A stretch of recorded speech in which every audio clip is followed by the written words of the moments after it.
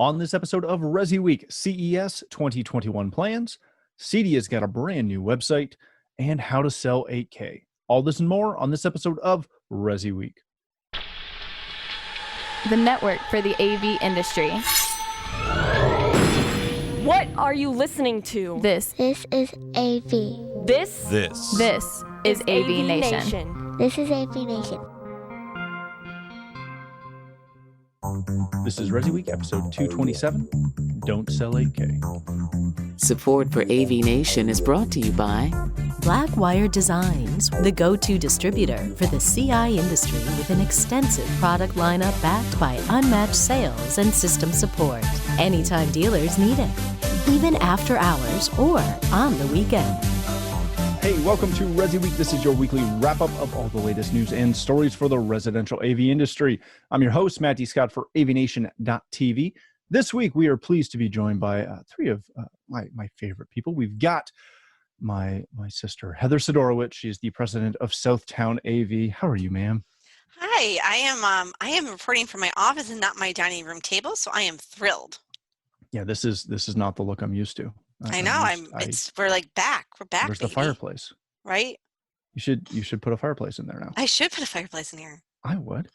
Then we have Walt Zerbe. He is the Senior Director of Technology and Standards at CEDIA. How are you, sir? Hey, I am great, Matt. Thank you very much. And lastly, but certainly not least, we have Alex Capisolatro. He is the founder of Josh AI. How are you, sir?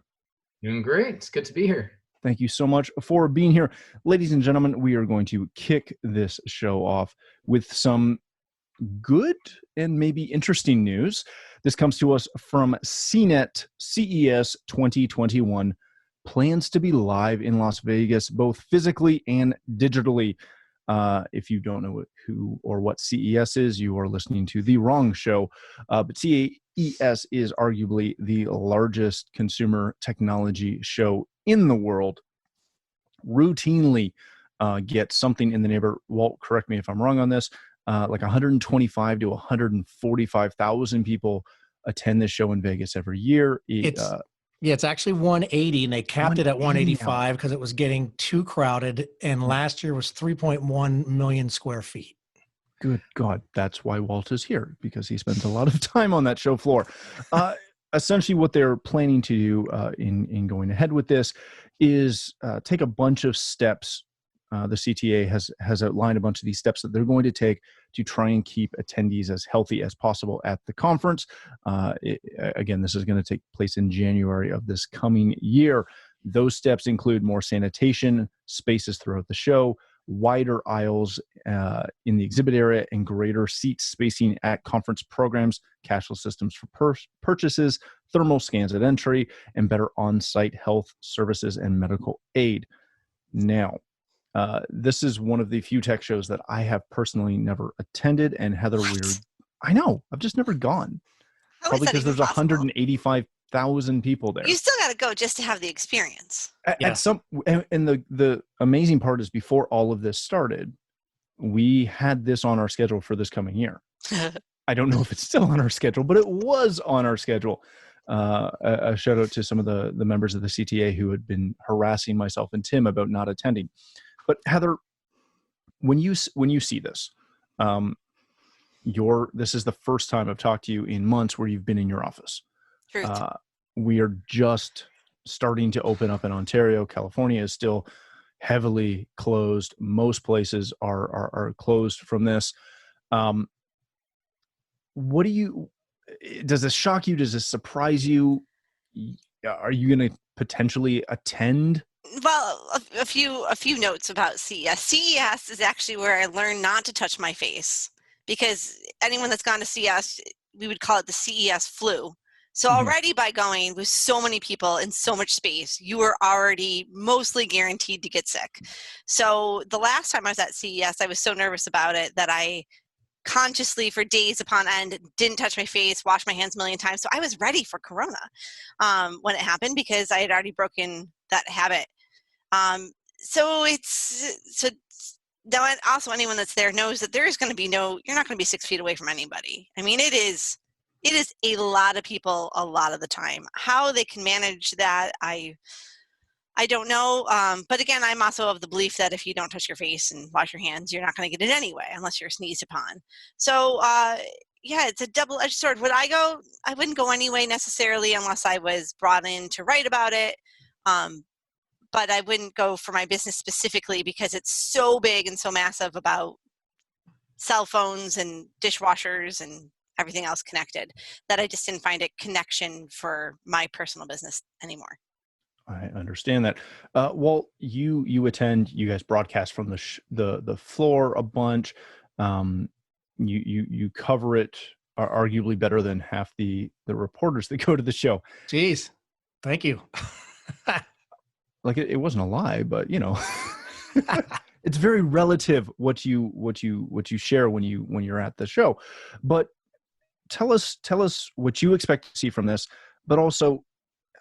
I honestly just find this a little comical. Although I haven't gone to CES, I've been to NAB and gone to NAB for years. And that is an not equally, but almost as large of a show. And the concept that you are going to have any semblance of space is just comical at best.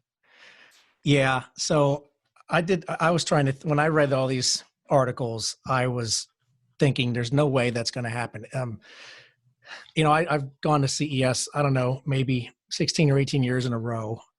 And when I had my integration business, it wasn't the right show for me to go to. Expo was the right show, CEDIA Expo, as well as ISE, because it was stuff that was more directed to my business. And a lot of things in CES are very future looking and you can't get it right now. And there's a lot of segments, but needless to say, we need to be there to see trends and what's going on. And there's no way you're going to be keeping 6-foot distances between people at this show. You've got also shuttles. So it's the convention center, it's the Sands, it's the area hotel, and you have to shuttle between all these places. One of the places to be is is Eureka Park. That's where all the startups are. There's like thousands of them there, and you got to get there through a shuttle from the convention center or a cab or taxi, something. So I don't think they're going to be distancing. I don't know how they're going to do that, but I also don't know how they would do that show virtually, to be honest with you, because it is all about seeing and moving around. And it is incredible from that aspect. Yeah. I mean, the first time I ever went was the year 2000, where they talked about Palm OS and Bluetooth.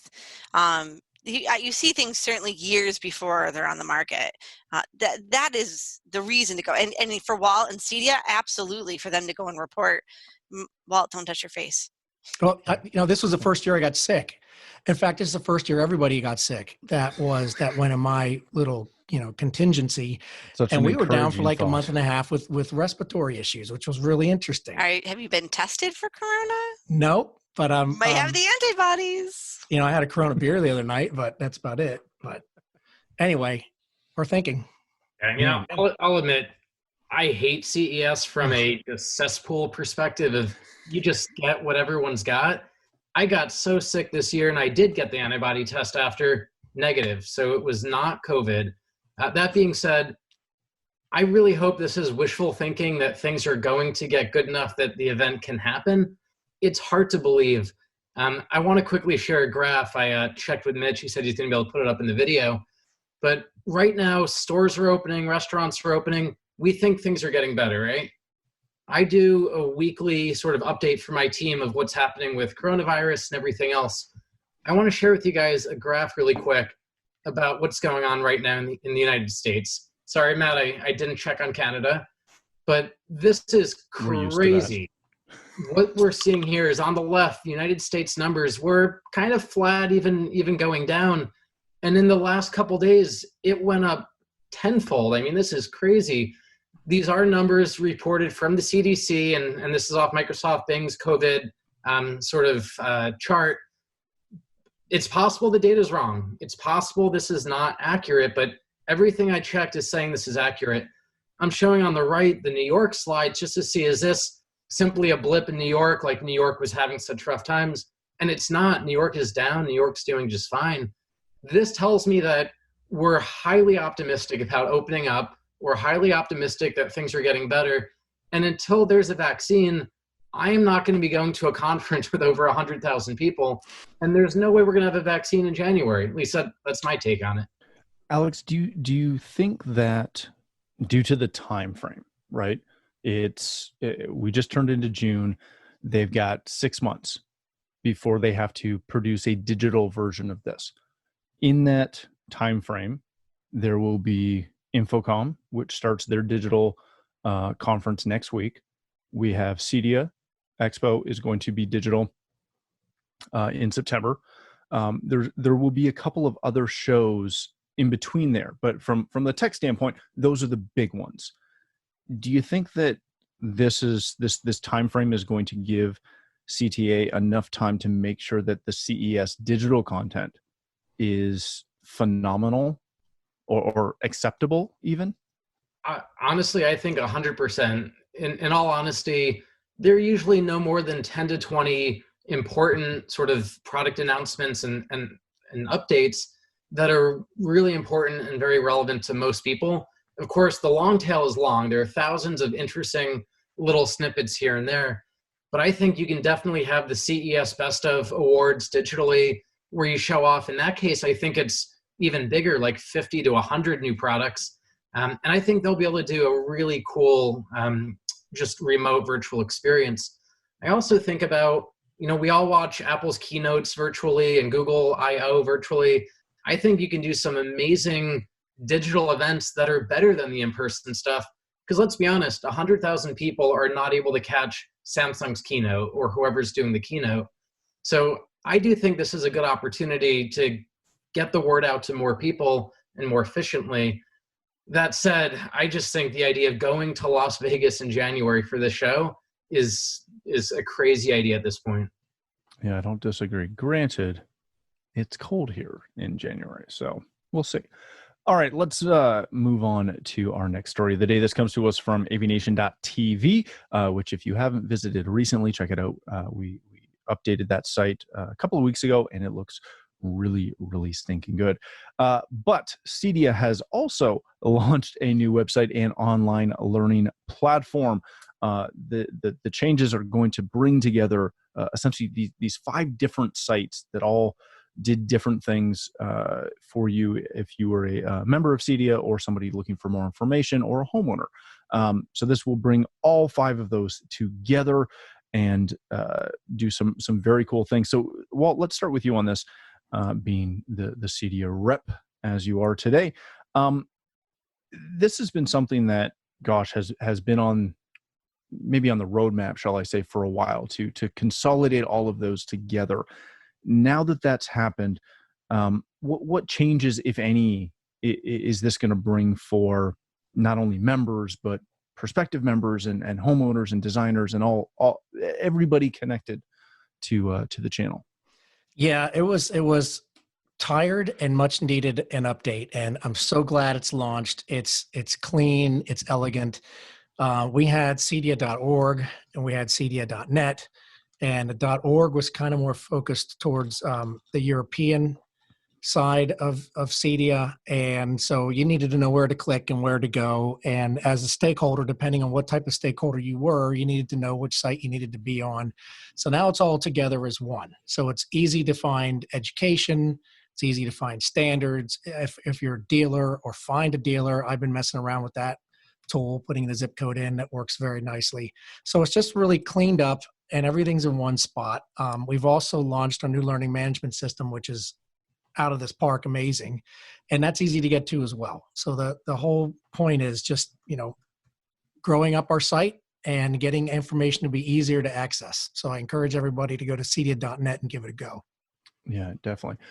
Alex, as a manufacturer, obviously CEDIA is important to you guys. Do you leverage the digital side of this at all as a manufacturer, or is this something that just is more focused on the integrator member partner or homeowners and designers and things like that? God, it's super helpful, but we definitely could take more advantage of it than we do. Lately, we've been using the CEDIA forums quite a bit for just seeing, what's going on, participating in those conversations.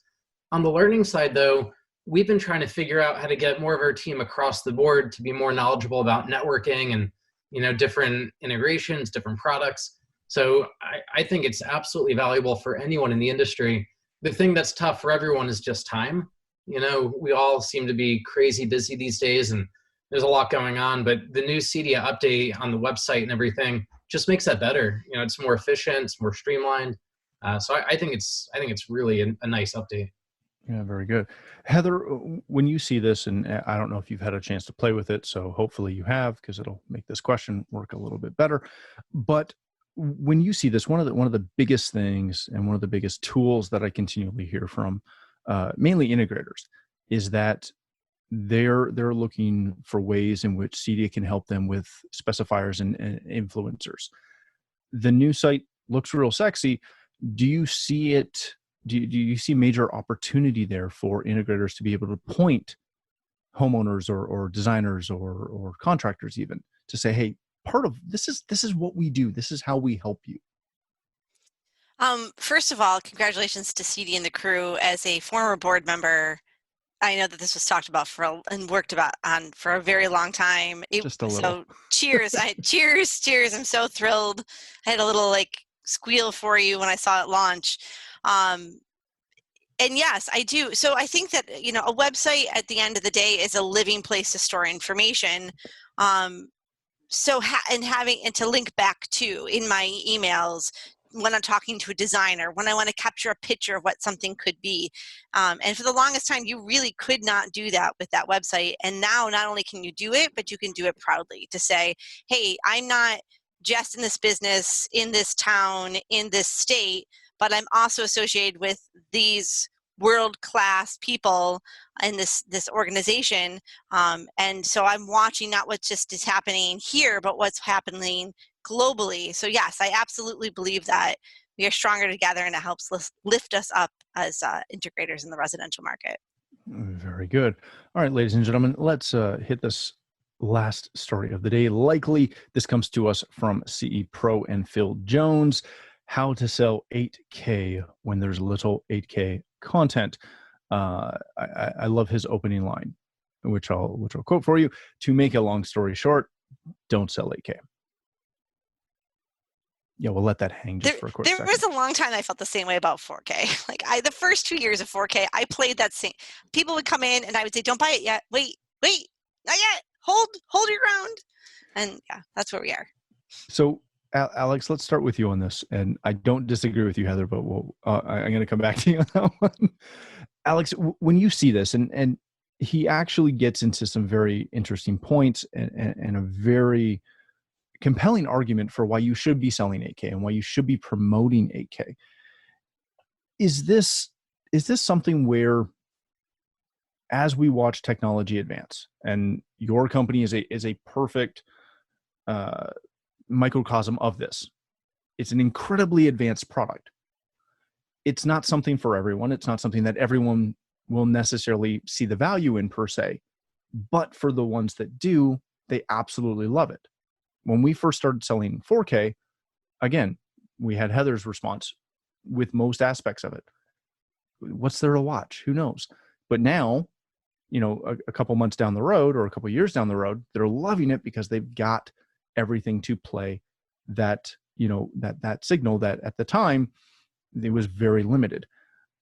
Is this something where us as a channel needs to continue to be at the forefront and encourage our clients, and obviously explain the pluses and the minuses, but encourage our clients to stay on the cutting edge? So my honest feeling on this is we should never be trying to, I don't want to say force, but encourage clients to buy something they don't need. But there are definitely opportunities in clients where this is going to be exactly what they would like. Case in point, we have a television at my home that is sort of in the dining room and often just used as video art. We have it, on in the background, it's looping, but every once in a while we use it for actually watching television. That would be a great place for 8K when I've got people over, I want to blow their minds, I want to show them something crazy. You might not even see it at first. If it's something that I could afford, if I want to have sort of the latest and greatest, that would be a great application. The television in my guest room, not so much. That's probably not going to take advantage of it. So I think there are times and places for these types of products, but it depends on your market. For where I sit, there are plenty of New York and LA clients that I think you'd be able to see an opportunity, but many of our Midwest clients, it might be overkill. And so I think we need to just be honest with our clients about, here's what it can do, here's what it can't do. Does this make sense for you? Maybe in one room, not every room. And those are the conversations that I think we have to have about any really cutting edge product. Yeah, very good. Heather, I'm so happy that you brought up the sales side of this, because that was the question I wrote down for you, but B, it's the conversation I really want to have about this. Every time I would pitch 4K to a client, they either bought in the second I mentioned it, they're like, yeah, let's do it. Totally. Love it. Go. Or they'd hit back with all of the, well, what am I going to watch? Where am I going to find it? When am I going to do this? We're in Canada. We don't get that. We're not going to, all of these things. And I would always come back to and again, I take Alex's point very well. We wouldn't try to sell it to like the aux TV that sits in the bedroom where you have a security camera feeding it, so you can just check outside before you go to bed. But in, a lot of applications, it's a great thing to do. I would always spin it to look at your whatever vehicle was in the driveway. Do you need that? Like, yeah, it's got a top speed of 240. We're limited to 110 here. So, can you drive? I don't know. Isn't this really just about how you sell and position anything that you're selling, whether it's 8K, surround, any technology? Absolutely. And I should preface that, like the Lorax speaks for the trees, I speak for the middle market. So, right. So yes, there are absolute markets and video files out there that 8K today is in market for. But for the average consumer, we're not there yet. Now, when I said that with 4K, those first few years when there wasn't content and all that, and what we were saying to hold the clients, but once there started to be 4K content, even my daughter at the time, who was maybe 8 years old, would say to me, Mom, we can rent this movie because it's in 4K. Right. So she didn't even know what that meant, but she knew that I was more likely to say yes if the movie was in with 4K. Right. So we're going to see the same thing happen as content becomes available and that standards are up, and that we can go from beginning to end without an issue. We'll definitely. I just think for middle market at this point, we're not there yet. All right, Walt. The thing in this story that kind of caught my eye and made me think of you, and very happy that you were on the show today, was the last segment where he talks about taking advantage of the HDMI 2.1 ecosystem and future-proof now. Mm-hmm. I have been in this industry on the Resi side, I don't know, 8-9 years. I've been in the AV side for almost 20. I have been hearing about future-proofing for 20-something years. Sure. And usually future-proofing means it lasts 2 years. How do you balance future-proofing versus possibly a exorbitant spend that's not really needed? Right. Well, first of all, the only thing that's really future-proofed is conduit. And then we can keep pulling wires as I love change. that. I'm totally going to steal that. I think I gave you that, actually. I've heard that for a long time, but it's funny. Fantastic. It's true. We used to sell that word future-proof when we started rolling Cat 5 and Cat 5e around, right? That's when we really started pushing that word as integrators. But I hear you about the balance. It's really more about the application because, as we've all pointed out, and gaming is one of the things that can immediately win with 8K because of the refresh rates and the higher resolutions. We're also going to be recommending, as we're redoing we're just about done redoing a recommended practice on home theater audio, which has got a lot of profound changes in it. Then we're going to do the one for video as well. And guess what's become the least immersive thing in a theater these days? It's been the video. The audio is a lot more immersive. And now that the resolutions are getting higher, you can sit closer, so the screens can be bigger. So that's how we're going to get more immersion on the video side. So I think that's an application, but that's how you would sell this is, right. It wouldn't go in the second bedroom, but it might go in a gaming place. It might go in a main theater. You betcha. Yeah, very good. All right, ladies and gentlemen, that's going to do it for today. Thank you all for joining us. Heather, if people want to connect with you, learn more about Southtown AV, where can they do that? Online at Southtown, A as in Apple, V as in Victor.com, or you can find my meanderings and comments and sassiness on Twitter at tech_chi, CHI, as in a balance between life and technology. You're saying you're sassy. I don't buy it. Yes. I don't buy it for a second. Well, thank you for joining us, my friend. If people want to connect with you, learn more about Cedia, and obviously check out that brand new site, where can they do that? wzerby@cedia.org is the email. And otherwise, yes, please check out that site. And back to the how can the site help an integrator? We do have galleries of Cedia members' work, and it's pretty awesome to see in large scale on the site. It definitely is. Alex, my friend, thank you so much for joining us again. If people want to connect with you, learn more about Josh AI, where can they do that? You can always send me an email directly, alex@josh.ai. And we're on all social media, just josh.ai. Beautiful. Thank you Josh, all. can I also say, Alex, can I also say, hey, Alexa, call Josh? You can try. If it doesn't work, blame Alexa. Oh. Wow. All right. Thank you again for joining us. If you'd like to connect with me, you can find me on Twitter at Matt D. Scott and pretty much every other social platform. But more importantly, please visit AVNation.tv, where you'll find this show as well as a wide variety of our other shows with all the verticals that we cover. When you visit the website, please take a moment to check out our supporters. We are extremely thankful for their support and ask that you check them out as well.